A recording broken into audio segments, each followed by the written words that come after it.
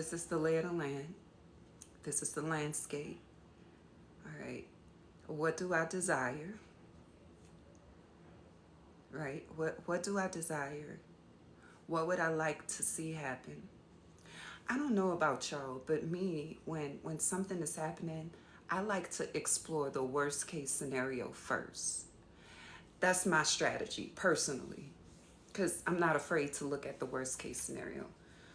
You know, people don't like you to do that, right? They be like, don't think that way. Don't say that. Hush. I know my processes. Because if I face the worst case scenario in my head, I glean the insight from it. Then if the worst case scenario should happen, I'll be better prepared. That's me. Are y'all like that? Talk to me. Y'all, I'm a dark goddess. I gotta look into the complete darkness first. I gotta walk in it. Look around. Look at in every corner, every closet, every aspect. I'm so pessimistic. I'm not being pessimistic. I need to explore all aspects of it. And from all aspects, I'm going to choose where I stand. I've been like that from childhood. And then I looked at the best case scenario. We know what the best case scenario is. It works out, you're happy, la-di-da. It's the worst case one that we fear. And I take away the edge of the fear by looking at it. Does that make sense? Y'all still? And so sometimes that's scary to the people around, right? So I got to make sure I'm talking to some other dark people, you know, because sometimes people wonder, like, why do you say you're dark? I say that for a lot of reasons, and this is one of them. I don't need to talk to, in those kind of scenarios, love and light people who want to say, it's going to be okay, you're going to be fine. I don't want that. I don't like it. I like a person to come and sit on the side of me and let's explore this whole thing together. Are you brave enough? Because if you're not and you can't handle it, it's okay. I will go by myself. When people stay on the positive side and the positive thing doesn't happen, they fall from a great height. Have you ever experienced that? I have. I have refused to consider worst case scenarios in my life. I have done that. And when the thing happened that I feared, I was not prepared. So then I had to get prepared as I experienced it.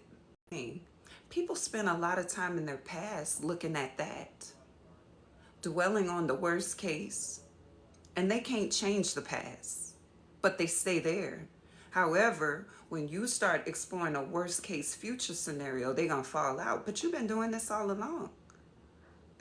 You've been living the worst case all along. All I'm trying to do is explore it, you know, because now my belief and my hope is for better than expected outcomes, always. Always, no matter what I'm doing. I'm going to declare better than expected outcomes, right? There's a scripture that says, and we know he is able, he, meaning the divine, is able to do exceedingly and abundantly above what we ask, think, or imagine. I'm looking for exceedingly and abundantly above, okay? That's where my hope is. Right? But I do understand that I live in a field of infinite possibilities. Okay? But my hope is over here. My faith is not in the outcome. A lot of people put their faith in an outcome. I know this is going to be okay, and I know this is not going to happen. And I don't have no faith in what I know in that scenario where the future is concerned. I have faith in processes. The processes are going to bring me exactly where I belong. I just need to remain grounded because I'm always on the right path. I'm never not on the path. I must have needed this, although I will say it's terribly uncomfortable. My faith is in the intelligent design of the universe, not a particular outcome. My faith is in the process of evolution, bringing me from one place to the next to the next.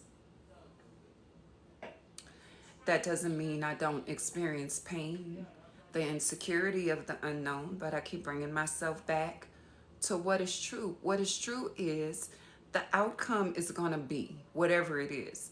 But I have hope, and I have an awareness of my desire. And here's what I also know. I know that I have the ability to shape things, to shift things. Hey, Ruff.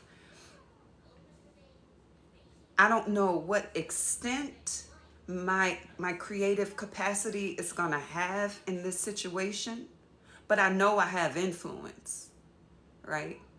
So I'm going to wait for some guidance so I can insert or exert my influence on the situation. That's the spirituality part. So that means I'm going to sit and be silent and connect with my divine, right?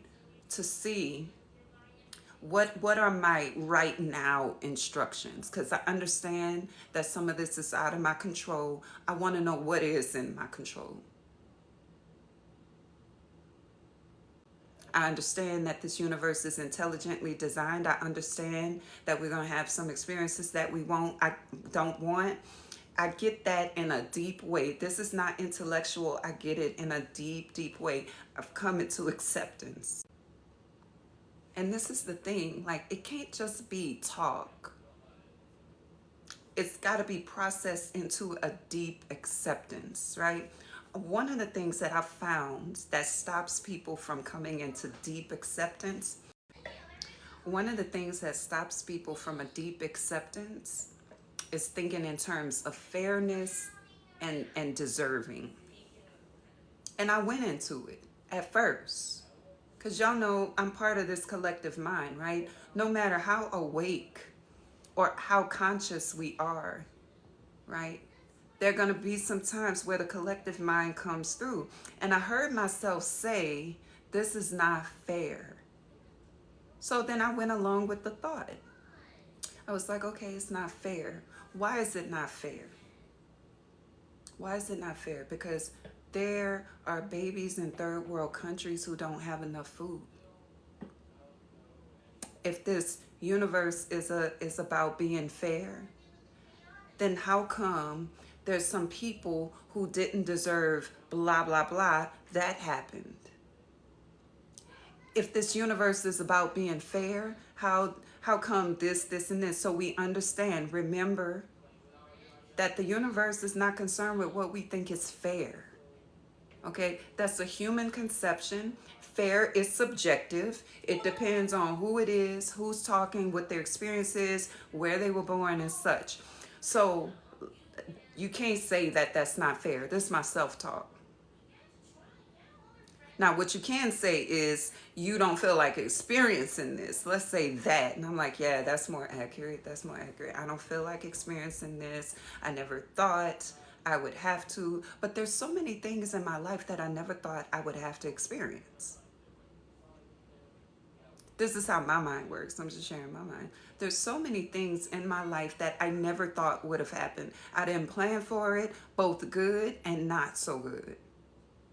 Y'all feel that? Like when you look back on your life, aren't there some things that happened that was so extraordinary, so beautiful? You never saw that coming, and then there was some awful things that you never saw coming, right? So fairness is not the thing.